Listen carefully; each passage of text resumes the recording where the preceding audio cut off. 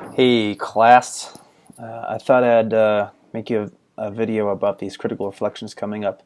Some of you have concerns, I'm sure.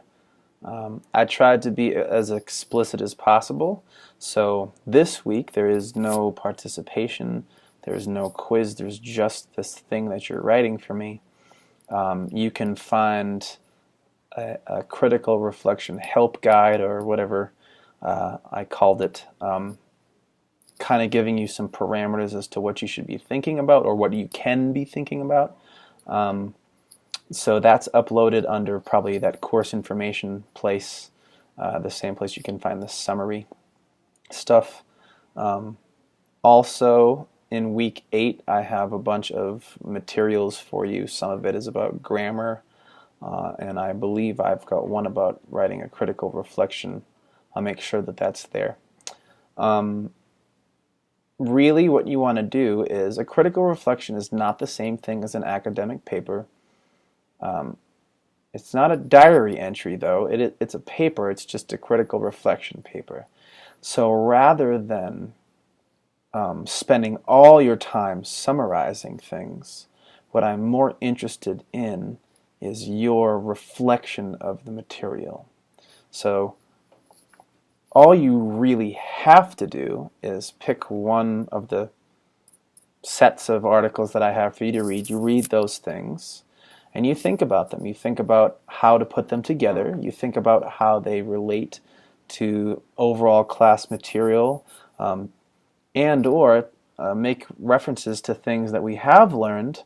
And if you want to do this, you can go back and reference those articles.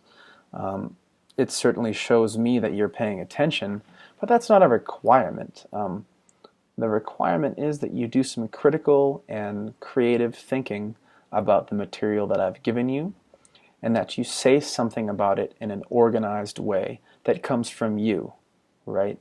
That comes from you. You don't have to prove to me, quote unquote, that you have read. That will be obvious to me depending on the kind of thinking that you do.